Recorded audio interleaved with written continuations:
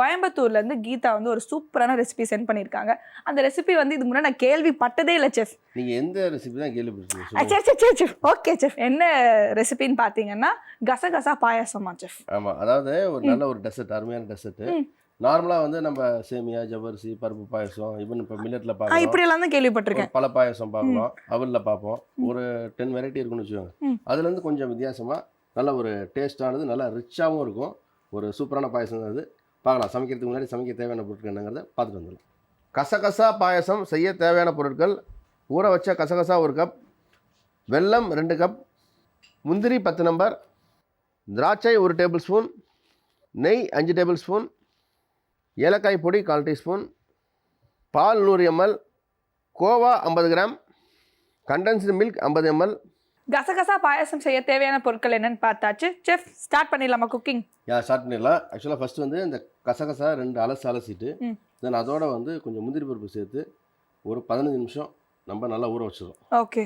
உடனே வந்து இது நல்லா அரையணும். அரையணும்னா அந்த மாதிரி ஊற வச்சிட்டோம் அப்படின்னா அந்த ப்ராசஸ் ஈஸியாக இருக்கும்.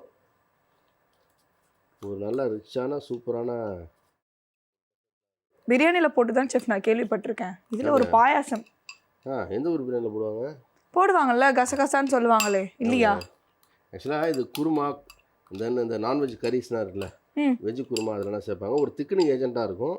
அதாவது திக்கனிங் கொடுக்கும், ஒரு ரிச்னஸ் கொடுக்கும், ஒரு நல்ல டேஸ்ட்டும் கொடுக்கும். ஸோ இது வந்து ஒரு 15 நிமிஷம் நல்லா ஊற வச்ச கசகசா அண்டு முந்திரி சேர்த்தாச்சு. தென் இதுலேயே வந்து கோவா, இந்த பால் கோவா இருக்குல்ல, அது சேர்த்துடும். எல்லாமே ரிச்சு தான் பார்த்துக்கும். தென் இதுலேயே கொஞ்சம் நம்ம பால், இது எல்லாத்தையும் சேர்த்து நல்லா ஃபைன் பேஸ்ட். அது எப்படி இஞ்சி பூண்டு விடுது, இந்த முந்திரினா அரைப்போம்ல, அது மாதிரி நல்லா ஃபைனாக ஒரு கொஞ்சம் கூட இந்த பிசிறு இல்லாமல் நல்லா ஃபைனாக பேஸ்ட் பண்ணி எடுத்துக்கலாம்.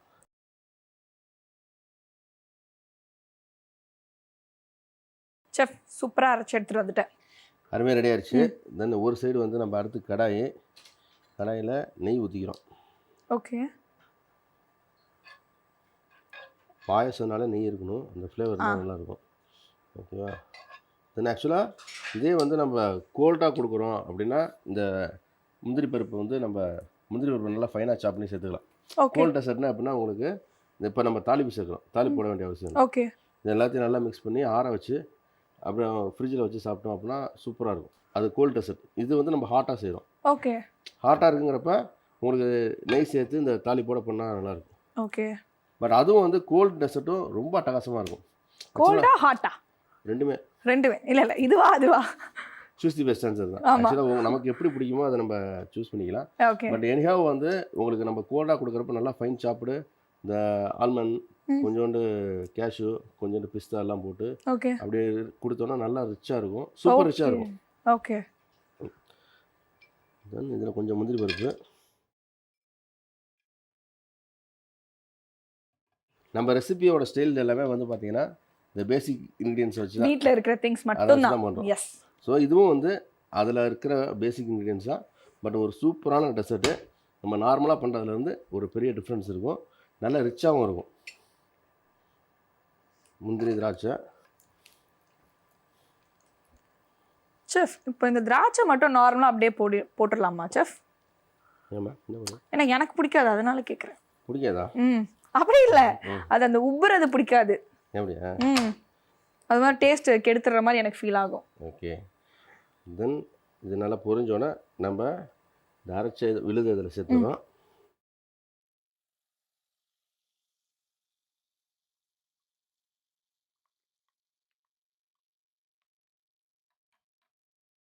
இது வந்து நம்ம ஃபஸ்ட்டு ஊற வச்சு அரைச்சிருக்கோம் அப்படிங்கிறப்ப அந்த ரா ஃப்ளேவர் போகணும், பச்சை வாசனை போகணும். உடனே திக்காயிடும். ஏன்னா முந்திரி பருப்பு சேர்த்துருக்கோம், கோவா சேர்த்துருக்கோம் அப்படிங்கிறப்ப உடனே திக்காயிடும். ஸ்லோ ஃபயரில் அடி பிடிக்காமல் நல்லா நம்ம பண்ணுறதெல்லாம் வந்து பார்த்தீங்கன்னா ஒரு லைவ் குக்கிங் மாதிரி தான். எப்போ வந்து உங்களுக்கு ஷோ பார்க்குறீங்களோ அதை பார்த்துட்டு உடனே செஞ்சுட்டீங்க அப்படின்னா ஈஸியாக உங்களுக்கு வந்துடும். ஆமாம், அன்றைக்கி ஈவினிங்கே ட்ரை பண்ணிவிடுங்க. ஆமாம், பார்த்தீங்கன்னா நிறைய டிஷ்ஷு ட்ரை பண்ணி ஏமா சொல்லுமா, அதை பற்றி கொஞ்சம் சொல்லுங்கள். இல்லை வேண்டாம், நீங்கள்லாம் வந்து ஜாலியாக பாருங்கள். இல்லை இது வேற வரைக்கும் அதை பற்றி பேசுவோம். இல்லை செஃப் பரவாயில்ல செஃப். ஏன்னா வந்து இப்போ வந்து குக்கிங் ப்ராசஸ் வந்து வேண்டாம் அப்படின்னு வந்து முடிவெடுத்திருக்கேன் செஃப். அப்படியா? ஆமாம், கையில் வந்து எண்ணெய் படுது, அப்புறம் வந்து நிறைய அனல் பாதி வருது, போட்டீங்க. அதனால வேணாம் செஃப். நம்ம அழகாக சாப்பிட்ற வேலையை சூப்பராக பண்ணிடலாம். இந்த பச்சை வாசனை பாருங்கள், பச்சை வாசனை இந்த நெய்யோட கலந்து இந்த வாசனை வந்து டோட்டலாக போய் நல்ல ஒரு ஃப்ளேவர், நல்ல ஃப்ளேவர் வந்துருச்சு. இந்த ரா ஃப்ளேவர் போயிடுச்சு.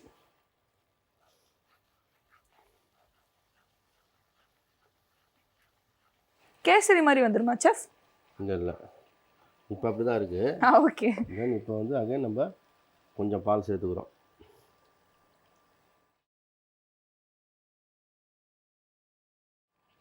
நல்லா கட்டி இல்லாமல் நல்லா மிக்ஸ் பண்ணிக்கிறோம். தென் இதுக்கு மேலே வந்து அடுத்ததாக வெல்லம். வெல்லம் வந்து நம்ம ஈக்குவல் குவான்டிட்டி வெல்லம் சேர்த்துட்டு, இப்போ சக்கரை சேர்த்தா என்ன செஃப் ஆகிடும்? அது ஒரு டேஸ்ட்டு, சக்கரையோட டேஸ்ட் இருக்கும். ஓகே.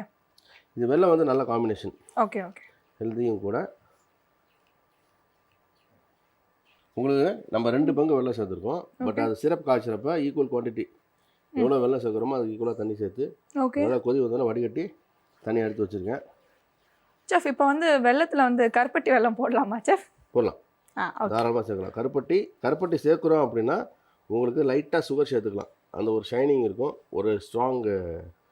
அதாவது சர்க்கரையோட அளவு கம்மியாக இருக்கட்டும் அப்படின்னா கருப்பட்டி தாராளமாக போதும். ஓகே. ஏன்னா ஒரு சில பேர் வந்து இப்போ வந்து டயட் நிறைய பேர் ஃபாலோ பண்ண ஆரம்பிச்சிட்டாங்க.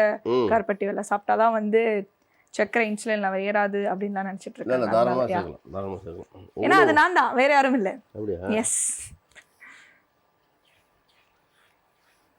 தென் இப்போ அடுத்ததாக நம்ம இதில் கண்டென்ஸ்டு மில்க் லாஸ்ட்டாக சேர்த்துறேன். ஒரு நல்ல ரிச்சான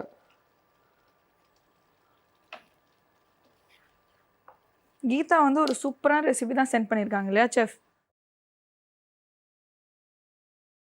நல்ல சூப்பர் டெசர்ட், அது அருமையான டெசர்ட். அவங்க சொன்னனால இந்த டிஷ்ஷை வந்து நான் டேஸ்ட் பண்ணியிருந்தேன்ல. பண்ண போகிறீங்க. ஓகே. தென் கடைசியாக கொஞ்சமாக ஏலக்காய் பொடி. அவ்வளோதான், பர்ஃபெக்ட், ரொம்ப அருமையாக ரெடி ஆயிடுச்சு. எஸ். ஒரு ஃபுல் மீல்ஸ் கழிச்சு இதை சாப்பிட்றலாமா செஃப்? ஆமாம், ஆக்சுவலாக அது 2 டம்ளர் குடித்தோன்னா இதுவே ஒரு ஃபுல் மீல் மாதிரி இருக்கும். அவ்வளோ அருமையாக இருக்கும்.